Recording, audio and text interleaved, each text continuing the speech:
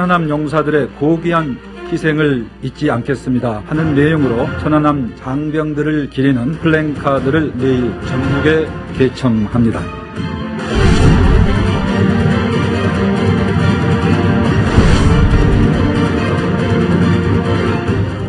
새정치민주연합이 이 천안함 지구 사태에 대해서 그동안 너무나 애매한 인식을 보여왔다는 점입니다. 새정치민주연합도 천안함 북침이 북한의 소행임을 분명히 인정하는 것이 안보 정강의 출발이라는 점을 생각해 주시기 바랍니다.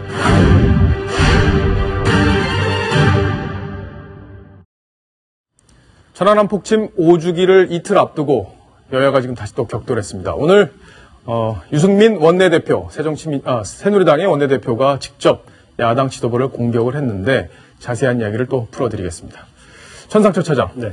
지금 야당에서 그동안 조금 전향적인 태도를 보이긴 했어요. 천안함 사건에 대해서도 이게 이제 어느 정도 그동안에는 뭐 참배도 하지 않고 하다가 이제 적극적으로 좀 나서고 있는 모습인데, 결정적으로 중요한 것, 이게 북한의 소행이라는 걸 인정하느냐 안 하느냐 이 문제일 것 같아요. 오늘 여당에서 그 문제를 좀 지적하고 들어온 거죠? 네, 그렇습니다. 이 새정치연합과 과거의 야당 대표들은 이 천안함 폭침이 북한의 소행이다, 이렇게 딱 공식적으로 인정한 적은 없었습니다. 그렇기 때문에 항상 새누리당에서 왜 그 부분에 대해서 지적하고 인정하지 않느냐, 이렇게 이제 비판이 많았는데, 과거에 이제 문재인 대표도 이 공약집에서 대선 후보 나왔을 때 공약집에서 이게 천안함 폭침이 아니라 침몰, 이렇게 표현을 해서 논란이, 침몰이요? 예, 그렇습니다. 논란이 된 적이 있었습니다.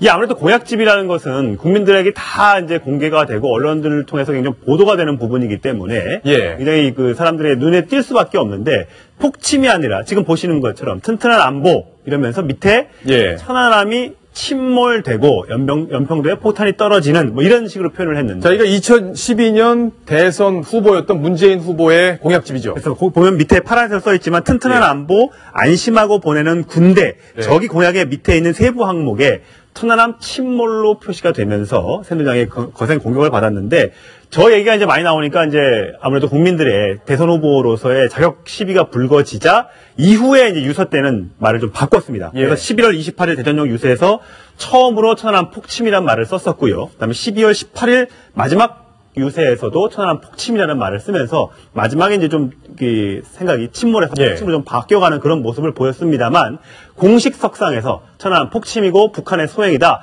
이렇게 주장한 적은 없었습니다. 그렇군요. 자, 뭐 공식 석상에서는 폭침이라는 표현을 한 번도 쓰지 않았다, 이런 얘기까지 정리를 해봤는데, 시청자 질문이 왔습니다. 천안함은 북한 소행이다, 국제조사기구의 발표가 있었는데도 새정치에서는 왜 천안함 폭침을 인정 안 하는 겁니까? 그러니까 북한의 소행을 왜 공식적으로 인정 안 하느냐, 이 부분을 질의하신 겁니다. 그게 그렇게 어려운가요? 이러니 종북 꼬리표가 계속 따라붙는 것 아닙니까? 라고 질문을 해주셨는데, 여성원 변호사께서 좀 답을 주셨으면 좋겠습니다. 좀 전에 문재인 대표의 대선 공약집에 튼튼한 안보 밑에 천안함 침몰 뭐 이걸 적었거든요. 네. 아니, 안보 밑에 침몰이 왜 필요합니까? 침몰했으면 그게 국가 안보하고 뭐가 관계됩니까? 그러니까 이게 지금 그 새정치연합 쪽에서 처음에 첫 단추를 잘못 끼운 것 같아요. 처음에 이걸 새누리당 쪽에서 이 종북몰이로 혹시 악용하지 않을까 하는 의심에서 이걸 부인하다 보니까 이게 지금 또 스탠스를 바꿀 수는 없다고 보이거든요. 그러면 지금까지 했던 게 완전 거짓말이 되지 않습니까? 둘 중에 하나는 거짓말이 되니까 자기들이, 그리고 이게 지금 새정치연합은 대한민국의 정당인데 지금 말하는 거는 북한과 우방인 중국과 러시아의 말을 따라하고 있거든요. 지금 중국과 러시아는 이 천안함 아직도 북한 소행이라고 인정을 안 하고 있죠. 그러니까 그거는 전부 북한의 우방이기 때문에 그렇거든요. 그런데 우리나라 체제하에 있는 새정치연합이 아직도 인정하지 않는다는 게 이 처음에 첫 단추를 잘못 끼운 거다. 지금 인정하면 큰일 나니까.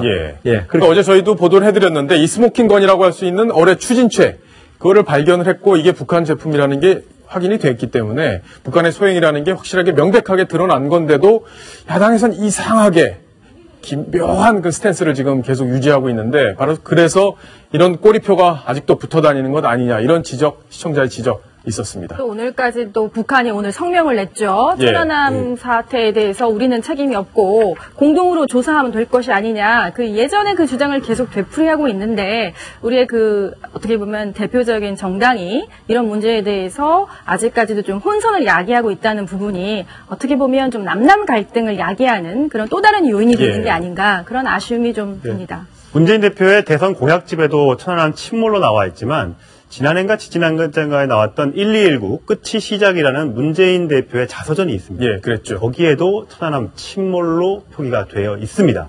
그래서 그때 자서전이 나왔을 때도 기자들의 질의가 좀 있었는데 문의원 측은 그렇게 얘기합니다. 큰 의미를 두고 쓴 것은 아니다. 이렇게 얘기를 하는데 사실 침몰과 폭침이 주는 단어에서 오는 그 차이는 아주 극과 극이라고 아마 국민들은 많은 분들이 판단을 하실 겁니다. 그런 부분에서 이제는 제1야당의 대표가 됐으니까 그 부분에 대한 그 명쾌한 그 해석이 있어야 될 것 같고요. 앞으로 안보 행보를 하고 우클릭한다는 얘기가 나왔는데 저 부분을 단단히 짚고 넘어가지 않는다면 국민들은 그 의심의 눈초리를 거두기 어려울 것 같습니다. 예.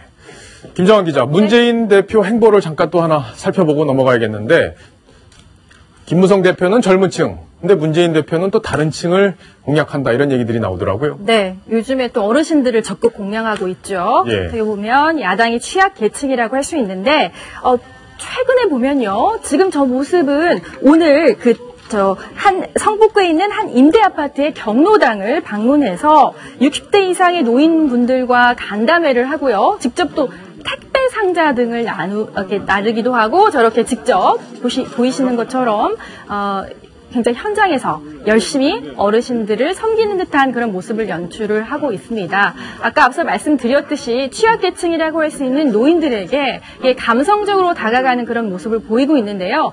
최근에 아흘에 한 번꼴로 지난달 17일 대한노인의 방문을 시작으로 이 노인들을 그분들의 표심을 적극적으로 공략을 하고 있는데 여러 부분에 있어서 이제 이것이 진정한 어떤 그 정책으로 이어질 수 있느냐 이런 부분하고 또 아주 직결이 되기 때문에 과연 우리 어르신들께서 얼마나 또 표심을 주실지는 향후 지켜봐야 될 것 같습니다. 얼마나 이쁘게 볼지 저런 모습들 문재인 대표 저렇게 노력하고 있는데 믿을 수 있다 이렇게 볼지 아니면 조금 더 지켜봐야 된다 이렇게 볼지 궁금합니다. 문재인 대표 오늘 여러 가지 이야기를 했는데요. 그 목소리도 한번 직접 들어보시겠습니다.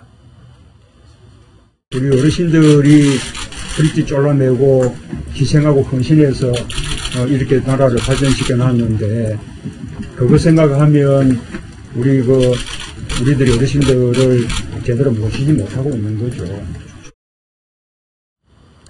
문재인 대표가 노인 표심을 공략하기 위해서 아주 마음속에 있는 진솔한 얘기들을 쭉 꺼내놨는데 여성원 변호사께는 마음에 다가오십니까? 어떻습니까? 문재인 대표가 저런 마음을 가지고 있는지는 저는 잘 모르겠습니다. 예. 나중에 하는 걸 봐야지 알죠. 말은 뭘 못하겠습니까? 그런데 지금 새정치연합의 몇몇 사람들 어떻게 말했습니까? 노인들은 집에 가 쉬십시오. 그다음 노인들에 대해서 아주 폄하하는 발언을 많이 해서 선거 때마다 공분을 일으키지 않습니까?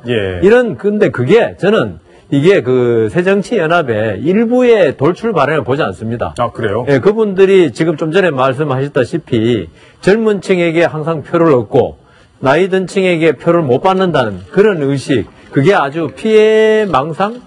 까지는 아니더라도 상당한 피해의식을 가지고 있는 것 같아요. 그래서 저는 이 새정치연합의 전체 기조가 저는 바뀌어야 한다.